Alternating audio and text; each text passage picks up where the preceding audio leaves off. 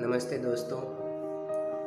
आज आज के इस तीसरे अंक जीने की आरजू में आपको आयुर्वेद पद्धति से और नैसर्गिक पद्धति से सर्दी खांसी को, अभी बरसात की ऋतु आ रही है तो हमको सर्दी खांसी तो चलते फिरते हो जाएगी, और बरसात के मौसम में क्लाइमेक्स की वजह से भी सर्दी खांसी ताप ये सब नॉर्मल है। अगर ये आते हैं तो हम नेचुरल पद्धति से कैसे इसको सॉल्व कर सके और कैसे हम तंदुरुस्त रह सके, उसका रहस्य आयुर्वेद में आसान से तरीके जो है वो मैं आपको बताऊंगा। पहला, अगर हमें सर्दी होती है, ये छोटी सी बीमारी है, अगर हमें होई तो हम पहला काम क्या करते हैं, विक्स लगाएंगे, बाम लगाएंगे, विक्स की गोली लेंगे, बराबर है। लेकिन हमें ये सब नहीं करना है, क्योंकि ये सब दवाएं और बाम है सब, वो सब नुकसान कारक है। आगे चलकर ये सब बड़ी बीमारियों में तब्दील हो जाते हैं। हमें क्या करना है कि अगर हमें सर्दी हुई, इससे हमारे शरीर के फंक्शन में कुछ फर्क आया, तो उसको कैसे सॉल्व करना है और कैसे उस सर्दी खांसी को या ताप को मिटाना है, बिल्कुल आसान से तरीके हैं। इसमें हमें कुछ ज़्यादा मेहनत भी करनी नहीं है, हमें ये तरीके अपनाने हैं। तो इस तरीकों में पहला तरीका मैं आपको बताता हूँ, एकदम आसान सा है। गर्म पानी कीजिए, और वो गर्म पानी आप क्रमश पीते रहिए। अगर आपको सर्दी हुई है तो आप गर्म पानी पीते रहेंगे तो 1-2 दिन के अंदर सर्दी छूमंतर हो जाएगी। अगर खांसी हुई है तो सूंठ का चूर्ण 5 ग्राम 10 ग्राम मध के अंदर मिक्स कीजिए और उसका चाटन बनाकर खा जाइए। अगर आप इसे भी यूज़ करेंगे तो आपको सर्दी और खांसी फटाक से मिट जाएगी। और इसके लिए चाटन खाने के बाद आधा गिलास तो गर्म पानी उसके ऊपर पीना ही है। इतना आप करेंगे तो आपकी सर्दी खांसी जल्दी से मिट जाएगी। समझ लो सर दर्द हो रहा है, सर्दी खांसी होती है ना, सर्दी जोर पकड़ती है ना, तो साथ में सर दर्द भी होता है। अगर हमें सर दर्द होता है तो यही सूंठ का पाउडर ऐसा चिपटी में भर लेने का, और जैसे अपनी छींकनी ऐसे सूंघते हैं, इस तरह से सूंठ के चूर्ण को ऐसे करके छींक में लेना है। अगर आप इस तरह से ले सकते हैं तो ये नाक का पूरा पोर्शन खुल जाएगा, तभी आपको 15 से 20 छींके आ जाएगी साथ में, एकदम नाक साफ हो जाएगा। सर दर्द 2 मिनट के अंदर सर दर्द मिट जाएगा।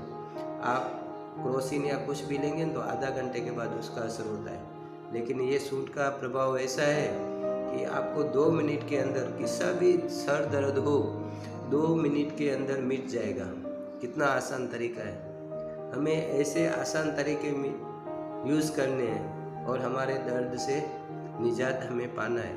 और अगर हम ये सब यूज़ करते हैं तो लंबे समय तक हमें फिर सर्दी खांसी होती नहीं है। आपका नाक बहुत ज़्यादा बह रहा है, समझो सर्दी इतनी ज़ोरों से हो गई है कि नाक में पानी ही रुकता नहीं है, तो हमें क्या करना है, सूंठ का पानी हमें गर्म करना है, पानी उसमें सूंठ डालना है और फिर उसमें मध डाल के हम अगर पी लेते हैं तो बहता हुआ नाक भी बंद हो जाएगा। और भी एक उपाय है, गांधी की दुकान से खाने वाला कपूर मिलेगा, उनको बोलने का खाने वाला कपूर, तो वो कपूर देंगे। वो कपूर के अंदर शक्कर मिला के छोटी छोटी बारीक वटाने जितनी गोलियां बना लो, और इन गोलियों को आप मरी के चूर्ण के अंदर, मरी रहता है ना, उसका चूर्ण रहता है, उसके अंदर रख दीजिए। क्योंकि ये जो है कपूर, ये जल्दी से हवा हो जाता है, तो हवा न होए इसलिए हमें कपूर को मरी के चूर्ण के अंदर रख के फिर इसको यूज़ करना है। सिर्फ हमें कपूर ही यूज़ करना है, कपूर और साखर का मिक्सर, उसकी गोली बना के, मरी का चूर्ण उसके साथ खाना नहीं है। अगर आपको सर्दी ज़्यादा है, आप बाहर गए हुए हैं, कहीं भी गए हुए हैं, तभी घर पे नहीं है और सर्दी लग गई है, तो तुरंत के उपाय के लिए आप दो आंखों के बीच का ये जो पोर्शन है, यहाँ पे जोर से दबाइए, ऐसे हिलाते रहिए, जोर जोर से ऐसा हिलाते रहिए। ऐसे जोर जोर से हिलाने से आपकी सर्दी काबू में आ जाएगी। और यहाँ पे लाल हो जाए ना, इतना तक दबाते रहिए, सतत दबाइए। दबाने से आपकी सर्दी तुरंत के लिए आराम हो जाएगा। अगर आप बाहर हैं घर से, अभी घर पे नहीं पहुँचे हैं और बरसात की वजह से आपको छींक के ऊपर छींक आ रही है, आराम नहीं मिल रहा है, तो ये जो आप करेंगे तो जल्दी से आराम मिलेगा।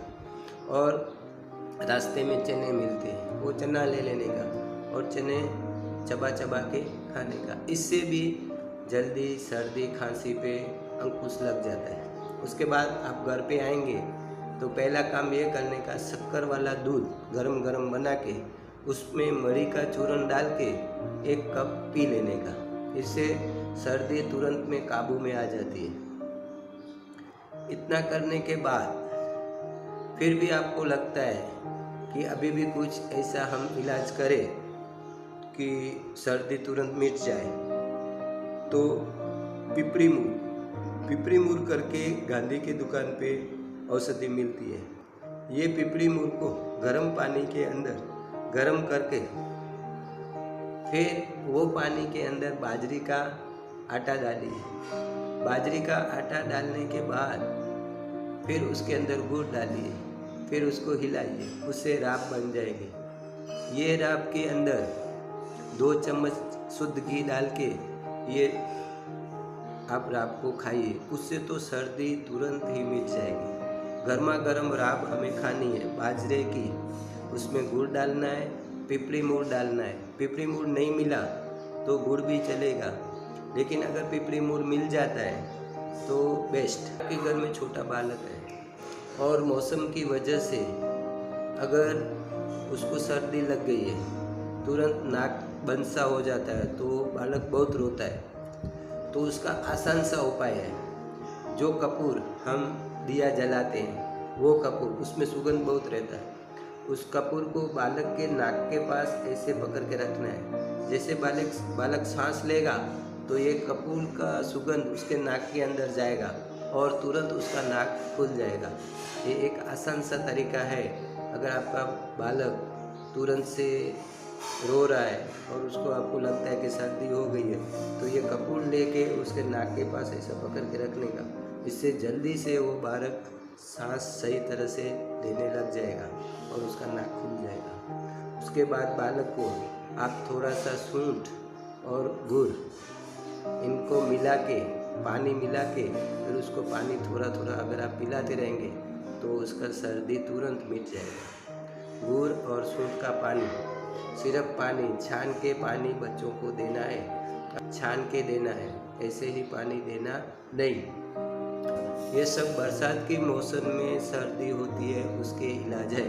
अगला अंक जो आएगा उसमें फीवर यानी ताप को लेकर हमें कौन से आयुर्वेदिक उपचार हमें करने हैं, ये मैं सचोट और सरल उपाय मैं आपको बताऊंगा इस एपिसोड में। बस इतना ही। आगे आपको किसी भी दवा की आयुर्वेदिक सलाह की ज़रूरत हो तो हमें ज़रूर फ़ोन कीजिएगा, हम आपको फ्री में सलाह देंगे।